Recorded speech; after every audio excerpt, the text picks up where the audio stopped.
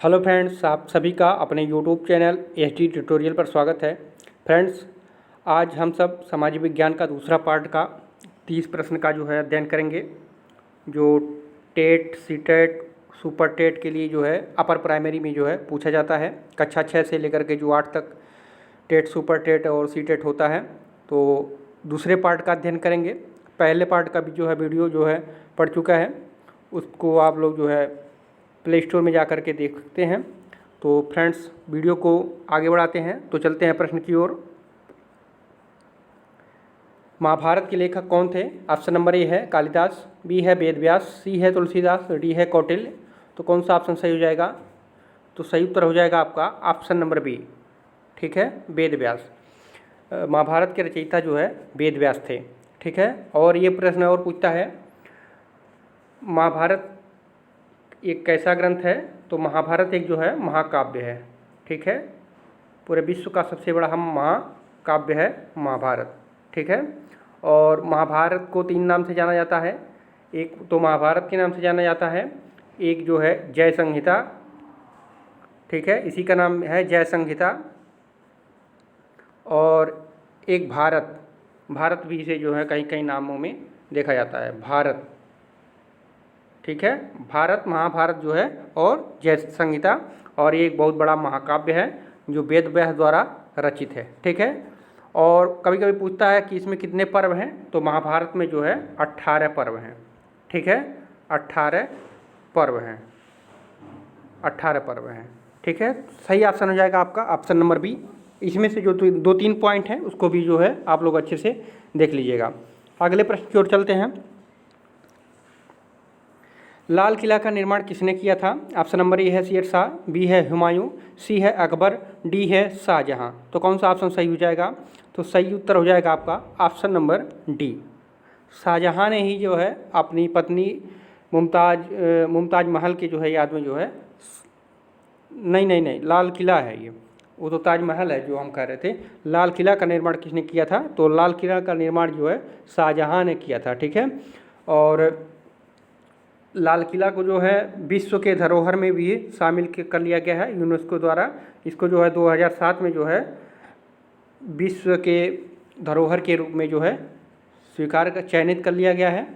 और लाल किला जो है यमुना नदी के किनारे पे जो है दिल्ली में स्थित है, यमुना नदी के किनारे है, ठीक है। कभी कभी ये पूछ देता है कि किस नदी के किनारे है, तो ये यमुना नदी के किनारे है, ठीक है। इसका निर्माण जो है 1638 में शुरू हुआ था और 1648 में जो है पूरा हुआ था। अगले प्रश्न की ओर चलते हैं।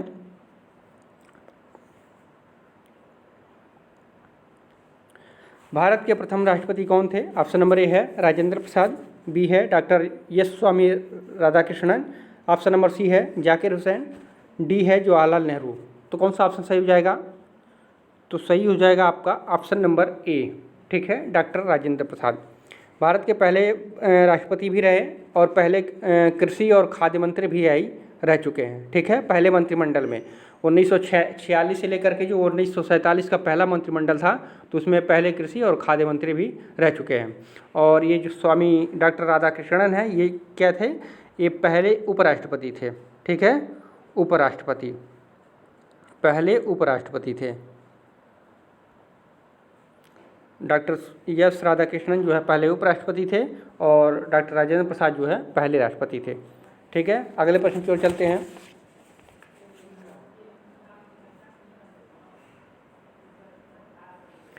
ताजमहल का निर्माण किसके याद में किया गया था? ऑप्शन नंबर ए है नूरजहां, ऑप्शन नंबर बी है अनारकली, ऑप्शन नंबर सी है Mumtaz Mahal, option number D है शाहजहां। तो किसके याद में बनवाया गया था? तो सही ऑप्शन हो जाएगा आपका ऑप्शन नंबर सी, मुमताज महल के याद में जो है शाहजहां ने आगरा में जो है ताजमहल का जो है निर्माण करवाया था, ठीक है। और कभी कभी इसके पूछ देता है कि ताजमहल के वास्तुकार कौन थे? तो ये हो जाएगा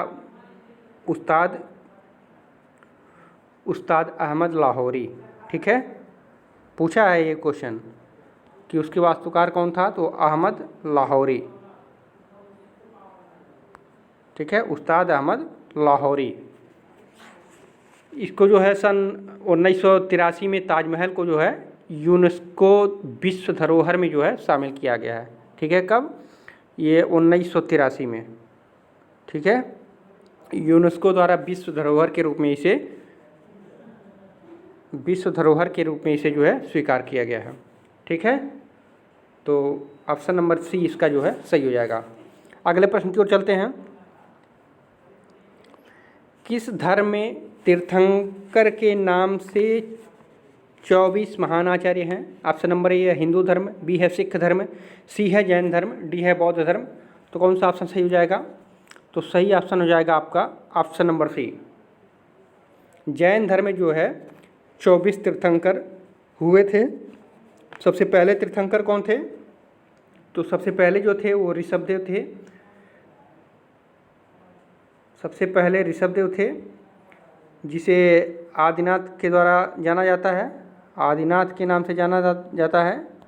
ठीक है, और अंतिम अगर पूछा जाए तो अंतिम कौन थे? तो अंतिम जो है सबसे प्रसिद्ध थे वो महावीर स्वामी थे। ठीक है, महावीर स्वामी जो है जैन धर्म के अंतिम आचार्य थे और पहले आचार्य जो है ऋषभदेव, ठीक है, आदिनाथ थे। ये प्रश्न बहुत ही महत्वपूर्ण है, पूछा जाता है, कभी ऋषभ पहला आचार्य पूछ लिया जाता है, कभी लास्ट। ठीक है, तो इसको याद रखिएगा। अगले प्रश्न की ओर चलते हैं। गौतम बुद्ध ने पहला प्रवचन दिया था। ऑप्शन नंबर ए प्रयाग में, ऑप्शन नंबर बी है लुम्बिनी में, ऑप्शन नंबर सी है गया में, ऑप्शन नंबर डी है सारनाथ में। तो कौन सा ऑप्शन सही हो जाएगा? तो सही उत्तर हो जाएगा आपका ऑप्शन नंबर डी, सारनाथ में। गौतम बुद्ध ने अपना पहला जो प्रवचन दिया था वो सारनाथ में दिया था। इसी पहले प्रवचन को ही जो है धर्म चक्र प्रवर्तन के नाम से जाना जाता है। ठीक है, धर्म चक्र प्रवर्तन। ठीक है, कभी कभी ये पूछ देता है कि गौतम बुद्ध का कौन सा प्रवचन धर्म चक्र प्रवर्तन के नाम से जाना जाता है, तो कौन सा हो जाएगा? पहला। ठीक है, गौतम बुद्ध का जो पहला प्रवचन था वो धर्मचक्र प्रवर्तन के नाम से जाना जाता है और इन्होंने कहाँ पे दिया था? तो सारनाथ में दिया था। अगले प्रश्न की ओर चलते हैं। अंतिम मौर्य शासक कौन था? ऑप्शन नंबर ए है बिंदुसार, बी है चंद्रगुप्त मौर्य, सी है देववर्मन, डी है बृहद्रथ। तो कौन सा ऑप्शन सही हो जाएगा? तो सही उत्तर हो जाएगा आपका ऑप्शन नंबर डी, बृहद्रथ। ठीक है, बृहद्रथ को उसके सेनापति पुष्यमित्र शुंग ने मारकर जो है शुंग वंश की राजधानी की थी। जब बृहद्रथ राजा था तो उसके सेनापति जो पुष्यमित्र शुंग था उसी ने इनको मार करके जो है अपने एक नए वंशज की शुरुआत कर दी, जिसे शुंग वंश के नाम से जाना गया और मौर्य वंश का जो है वहीं पे अंत हो जाता है। और बृहद्रथ जो है सबसे अंतिम उसका शासक था। और अगर कहा जाए कि मौर्य शासक का पहला शासक कौन था, तो जो है वो था चंद्रगुप्त मौर्य। ठीक है, तो इसमें क्या पूछ रहा है? अंतिम पूछ रहा है, तो अंतिम जो है बृहद्रथ शुरू हो जाएगा। अगले प्रश्न की ओर चलते हैं। प्राचीन रोम कब गणतंत्र बना? ऑप्शन नंबर ए है 6वीं सदी ईस्वी पूर्व में, बी है 3री सदी ईस्वी पूर्व में, सी है 1ली सदी ईस्वी पूर्व में, ऑप्शन नंबर डी है 2री सदी ईस्वी में। तो कौन सा ऑप्शन सही हो जाएगा? तो सही ऑप्शन हो जाएगा आपका ऑप्शन नंबर ए। ठीक है, 6वीं सदी ईस्वी पूर्व में। ठीक है, रोम जो है तब जा कर के 6वीं सदी ईस्वी पूर्व में गणतंत्र हुआ था। अगले प्रश्न की ओर चलते हैं। सिंधु घाटी सभ्यता की लिपि है। ऑप्शन नंबर ए है अवाचनीय, ऑप्शन नंबर बी है संस्कृति, ऑप्शन नंबर सी है फारसी, ऑप्शन नंबर डी है द्रविड़। तो कौन सा उत्तर सही हो जाएगा? तो सही उत्तर हो जाएगा आपका ऑप्शन नंबर ए, अवाचनीय। इसको अभी तक जो है पढ़ा नहीं जा सका है। सिंधु घाटी सभ्यता की लिपि को जो है अभी तक पढ़ा नहीं जा सका है। ठीक है, सिंधु घाटी सभ्यता की खोज अगर पूछा जाए तो कौन किया था? सिंधु घाटी सभ्यता का खोज जो है राय बहादुर दयाराम साहनी ने। ठीक है, राय बहादुर दयाराम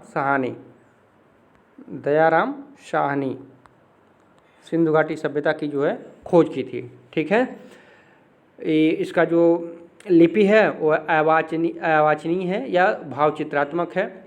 और सिंधु घाटी सभ्यता के जो मुख्य फसल कौन कौन से हैं पूछ लेता है कभी कभी, तो गेहूं और जौ सिंधु घाटी सभ्यता की जो है मुख्य फसल थी। अगले प्रश्न की ओर चलते हैं। हड़प्पा के लोग प्रयोग करना नहीं जानते थे। ऑप्शन नंबर ए है सोने का, बी है चांदी का, सी है लोहे का, डी है कांस्य का। तो कौन सा ऑप्शन सही हो जाएगा? तो सही उत्तर हो जाएगा आपका ऑप्शन नंबर सी, लोहे का। हड़प्पा सभ्यता के जो लोग थे वो लोग लोहे का प्रयोग करना नहीं जानते थे। ठीक है, हड़प्पा से और भी बहुत सारे प्रश्न पूछे जाते हैं। हड़प्पा किस नदी पर स्थित है? तो हड़प्पा जो है रावी नदी पे स्थित है। ठीक है, रावी नदी पे स्थित है। इसके खोज जो है दयाराम साहनी ने की थी। ठीक है, और रावी नदी कहाँ पे है? ये हड़प्पा कहाँ पे है? ये वर्तमान समय में जो है पाकिस्तान में है। ठीक है, 2-3 पॉइंट है, इसको जो है अच्छे से याद कीजिएगा। और इसकी 1921 में जो है खोज की गई थी। अगले प्रश्न की ओर चलते हैं। असम के काजीरंगा नेशनल पार्क का आकर्षण कौन सा प्राणी है? ऑप्शन नंबर ए है गैंडा, बी है शेर, सी है बाघ, डी है भालू। तो कौन सा ऑप्शन सही हो जाएगा? तो सही उत्तर हो जाएगा आपका ऑप्शन नंबर ए। ठीक है, जो काजीरंगा नेशनल पार्क है वो एक सींग गैंडे के लिए प्रसिद्ध है। ठीक है, वहाँ पे जो है एक सींग वाला गैंडा पाया जाता है। इसका जो है राष्ट्रीयकरण कब हुआ था? तो 1968 में। ठीक है, 1968 में जो है इसे राष्ट्रीय उद्यान घोषित किया गया था, 1968 में।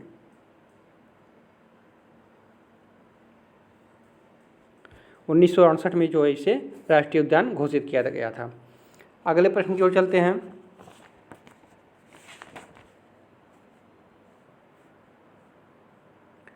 वह स्थान जो किसी समय का फ्रांसीसी उपनिवेश था अब जो है अरविंद आश्रम की मंजिल है, वो कौन सा है? ऑप्शन नंबर ए है चेन्नई, बी है अंडमान, सी है पांडिचेरी, डी है गोवा। तो कौन सा ऑप्शन सही हो जाएगा? तो सही उत्तर हो जाएगा आपका ऑप्शन नंबर सी। ठीक है, पांडिचेरी में जो है अरविंद का आश्रम है। ठीक है, अगले प्रश्न की ओर चलते हैं। बॉम्बे हाई संदर्भित है। ऑप्शन नंबर ए अपतट तेल क्षेत्र से, बी है तटवर्ती तेल क्षेत्र से, सी है अपतट गैस क्षेत्र से, ऑप्शन नंबर डी है तटवर्ती गैस क्षेत्र से। तो कौन सा ऑप्शन सही हो जाएगा? तो सही उत्तर हो जाएगा आपका ऑप्शन नंबर ए, अपतट तेल क्षेत्र से। ठीक है, मुंबई में अरब सागर में जो है बॉम्बे हाई जो है स्थित है। और इसकी खोज जो है 1974 में हुई थी। इसमें तेल के साथ साथ जो है गैस के भी कुछ मात्रा का जो है वहाँ पे पर्याप्त मिलता है। ठीक है, अगले प्रश्न की ओर चलते हैं।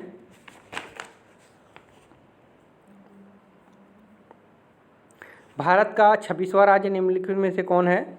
ऑप्शन नंबर ए है उत्तरांचल, बी है झारखंड, सी है गोवा, डी है छत्तीसगढ़।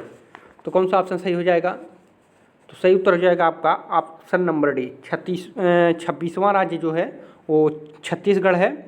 इसका गठन जो है 1 नवंबर 2000 को किया गया। ठीक है, 1 नवंबर 2000 को जो है इसका गठन किया गया है। ठीक है, एक प्रश्न और बताइए आप लोग, वर्तमान समय में भारत में कुल कितने राज्य हैं और कितने केंद्र शासित प्रदेश हैं? तो वर्तमान समय में 28 राज्य हैं। ठीक है, और 8 केंद्र शासित प्रदेश हैं। ठीक है, इसको याद रखिएगा। अगले प्रश्न की ओर चलते हैं।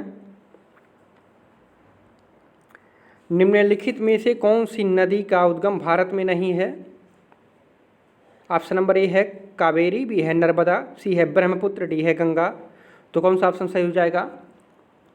तो सही उत्तर हो जाएगा आपका option number C, Brahmaputra. Brahmaputra नदी का जो उद्गम स्थल है वो हिमालय के उत्तर तिब्बत के, ठीक है, पुरंग जिले में स्थित मानसरोवर झील से के निकट ये होता है। यह यहाँ जो है तिब्बत में इसे जो ब्रह्मपुत्र नदी को यरलुंग तसंगवो के नाम से जाना जाता है। ठीक है, और भारत के जब असम घाटी में यह प्रवेश करती है यह नदी, तो इसका नाम बदल करके जो है ब्रह्मपुत्र हो जाता है। ठीक है, और बांग्लादेश में जब यह नदी पहुंचती है तो इसे जो है लोग जमुना के नाम से जानने लगते हैं। ठीक है, और इसका जो है जहाँ से चलती है जहाँ तक पहुँचती है 3 नामों से जाना जाता है। ठीक है, पद्मा गंगा से संगम के बाद इसकी जो है संयुक्त धारा को जो है मेघना कहा जाता है। जब ये ब्रह्मपुत्र और गंगा का जो संगम होता है जहाँ पे, तो उसकी धारा को जो है मेघना कहा जाता है, जो कि सुंदरवन डेल्टा का निर्माण करते हुए जो है बंगाल की खाड़ी में जाकर मिल जाती है। ठीक है, बहुत ही महत्वपूर्ण प्रश्न है, इसकी जानकारी जो है सभी लोगों को रखनी चाहिए। एक प्रश्न और है कि गंगा का उद्गम स्थल कहाँ है? तो गंगा का उद्गम स्थल जो है भारत में ही है। ये गंगोत्री हिमनद से जो है गंगा का उद्गम होता है। ठीक है, तो प्रश्न के हिसाब से कौन सा ऑप्शन सही हो जाएगा? तो सही उत्तर हो जाएगा आपका ऑप्शन नंबर सी, ब्रह्मपुत्र नदी का उद्गम स्थल जो है भारत में नहीं है। ठीक है, अगले प्रश्न की ओर चलते हैं।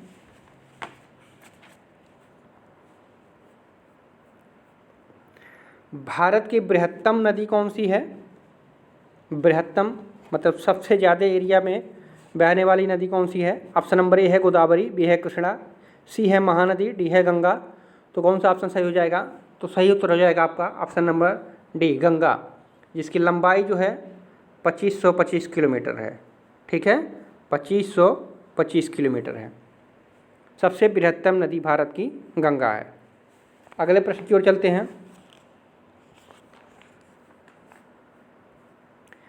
ग्रीनविच माध्य समय और भारतीय प्रमाण समय के बीच समय अंतराल कितना है? ऑप्शन नंबर ए है 4 घंटे 30 मिनट, बी है 5 घंटे 30 मिनट, सी है 6 घंटे, डी है 6 घंटे 30 मिनट। तो कौन सा ऑप्शन सही हो जाएगा? तो सही उत्तर हो जाएगा आपका ऑप्शन नंबर बी। ठीक है, 5 घंटे 30 मिनट। ग्रीनविच समय के अनुसार जो है पूरे विश्व में भारत जो है 5.5 घंटा हर देश से जो है आगे है। ठीक है, संपूर्ण दुनिया से जो है 5.5 घंटे जो है आगे है। भारत में ग्रीनविच रेखा जो है इलाहाबाद के नैनी से होकर जो है गुजरती है। कभी कभी ये भी प्रश्न पूछ देता है कि ग्रीनविच रेखा भारत में कहाँ से गुजरती है? तो इलाहाबाद के जो है नैनी से होकर के गुजरती है। और इसका समय कैसे निकाला जाता है? तो छोटा सा एक हम फार्मूला देख लेते हैं। जैसे कि हम जो है 82.5 जो है डिग्री पे निवास करते हैं और स्थिति हमारी है, और 1 मिनट बराबर होता है एक अंश में जो है 4 मिनट होता है। ठीक है, एक अंश में जो है 4 मिनट होता है। तो क्या करते हैं 82.5 गुणे 4 कर देते हैं, इसका बराबर हो जाता है आपका 300 करीब हो जाएगा। और 60 मिनट में जो है इसे डिवाइड कर देते हैं जब, तो आपका हो जाता है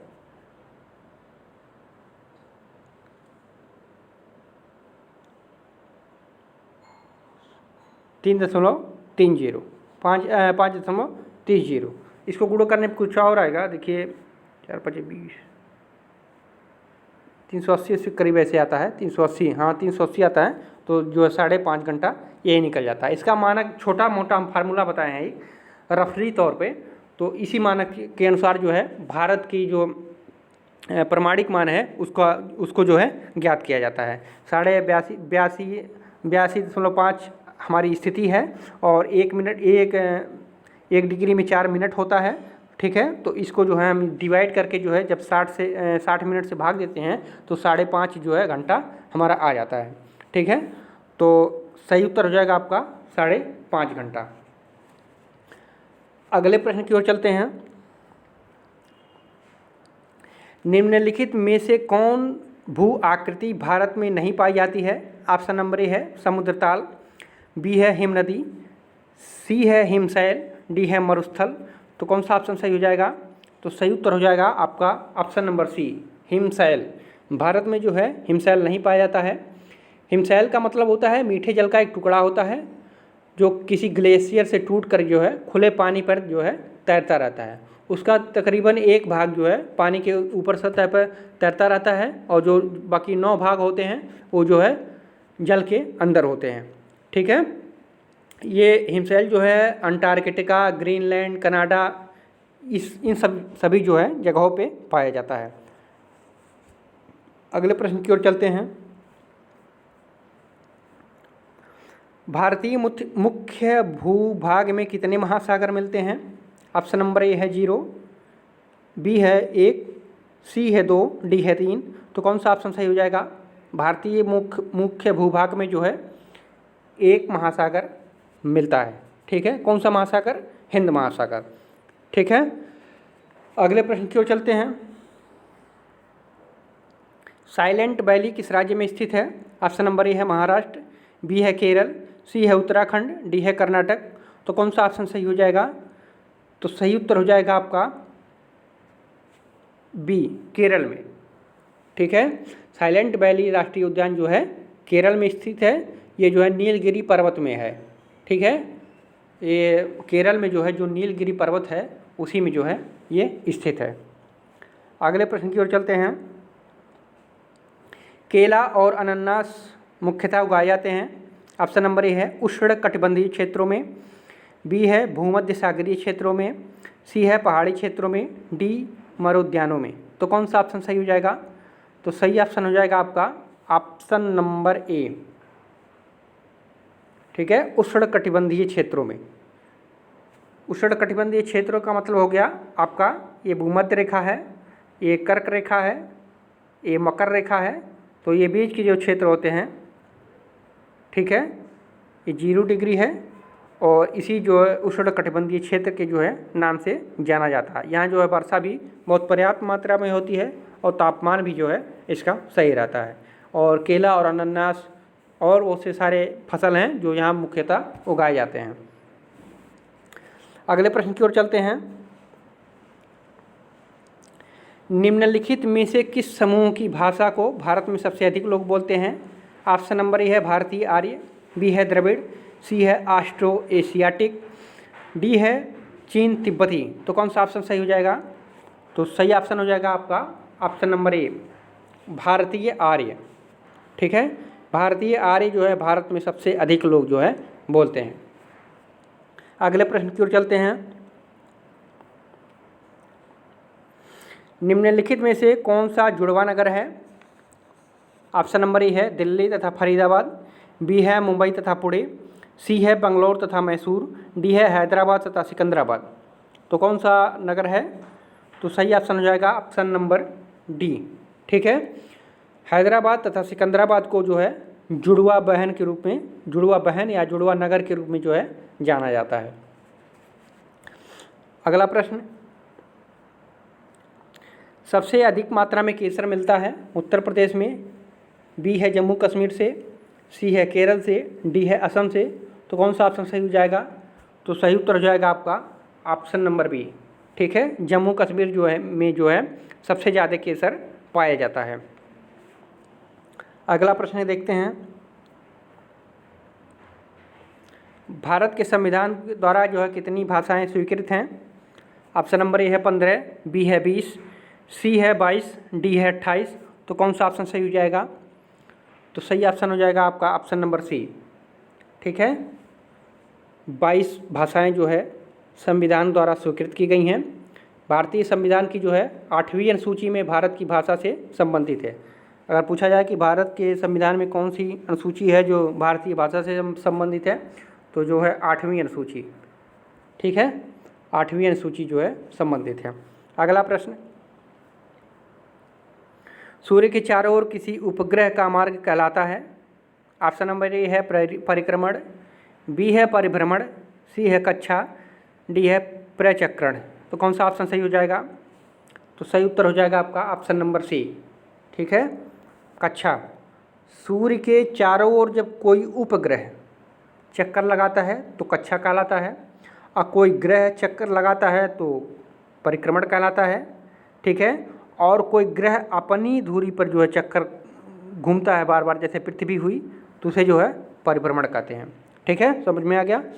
तीनों बातों को जो है अच्छी तरीके से जान लीजिए। जब सूर्य का कोई उपग्रह जो है चक्कर लगाता है तो कक्षा, और कोई ग्रह लगाता है तो परिक्रमण, और कोई ग्रह अपनी ध्रुव पर ही जो है घूमती है तो जो है परिभ्रमण। अगले प्रश्न की ओर चलते हैं। पृथ्वी के सबसे निकटतम खगोलीय पिंड है? ऑप्शन नंबर ए है सूर्य, बी है चंद्रमा, सी है शुक्र, छूट गया है, डी है शनि मान लीजिए। तो कौन सा ऑप्शन सही हो जाएगा? तो सही उत्तर हो जाएगा आपका ऑप्शन नंबर बी, पृथ्वी के जो है सबसे निकटतम जो है खगोलीय पिंड है जो है वो चंद्रमा है, और पृथ्वी की मात्र एक उपग्रह भी जो है वो कौन सी है, वो चंद्रमा है। अगले प्रश्न की ओर चलते हैं।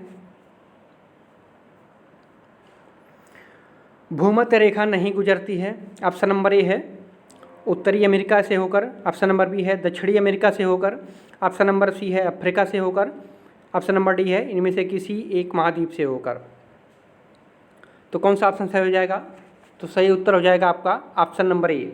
ठीक है, उत्तरी अमेरिका से होकर जो है भूमध्य रेखा नहीं गुजरती है।